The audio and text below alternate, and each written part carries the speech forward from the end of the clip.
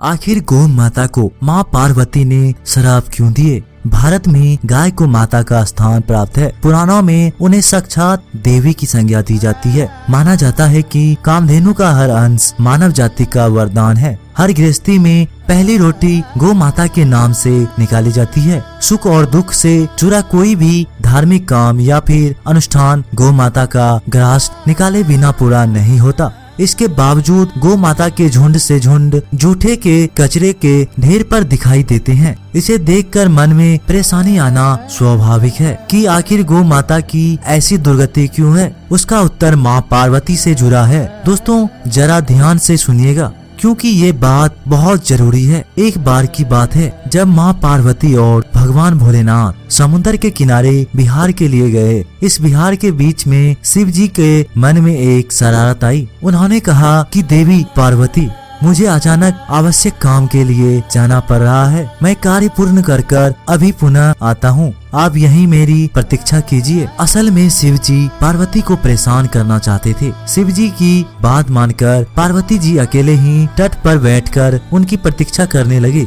इसी तरह शाम हो गई। उस दिन तीज की तिथि थी। जब रात तक शिव जी नहीं लौटे तो माँ पार्वती ने तट पर ही शिवलिंग का निर्माण किया। आसपास उपलब्ध पूजन सामग्री से निरंजला निहार व्रत संपूर्ण किया। शिव जी सूक्ष्म स्वरूप में वहाँ उपस्थित थे और वो गतिविधियों को देख रहे थे। सुबह होने पर पार्वती ने रेत की शिवलिंग और पूजा सामग्री को विसर्जित कर दिया। इसके थोड़ी ही देर बाद शिव जी प्रकट हो गए और बोलने लगे कि कल आपने तीज की तिथि पर आपने मेरी पूजा नहीं की। पार्वती जी ने कहा मैंने पूजा की है और अभी सामग्री विसर्जित की है। शिव जी अभी भी पार्वती के साथ ठिठोरी करना चाहते थे। उन्होंने कहा पार्वती, मुझे तो कोई भी पूजा की चिन्ह दिखाई नहीं दे रही है। अगर आपने पूजा की है तो आप उसके प्रमाण दीजिए। शिव जी की बात सुनकर माता पार्वती ने आसपास देखा। उन्हें गाय खड़ी दिखाई दी। उन्होंने कहा कि ये गाय मेरी साक्षी है। मेरे पूजा करते समय ये उपस्थित थे। शिव जी ने गाय से पूछा कि क्या पार्वती ने पूजा की है? गाय ने ना में सिर हिला दिया। शिव जी ने कहा पार्वती, आपने असत्य कहा है।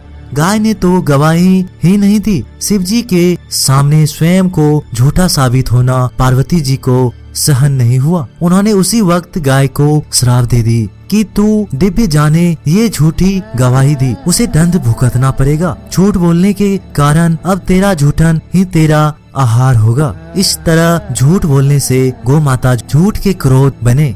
आज तक उनकी शांति अच्छा भोज प्राप्त होने के बावजूद भी ज्यों ही खाती है, झूठी ही खाती है। दोस्तों अगर आपको ये रहस्य नहीं पता था तो इसको अपने साथ और भी लोगों के साथ शेयर कीजिए और सबको बताइए कि आजकल की गाय झूठी क्यों खाती है और सड़ा गला क्यों खा रही है। इस विचित्र अद्भुत रहस्य घटना के बारे में आपके क्या विचार है? अपनी सभी विचार हमें कमेंट बॉक्स में जरूर बताइएगा। अगर वीडियो पसंद आई हो तो लाइक, शेयर और चैनल को सब्सक्राइब करके बेल आइकन को प्रेस जरूर कर दीजिए। तब तक के लिए नमस्कार, टेक केयर।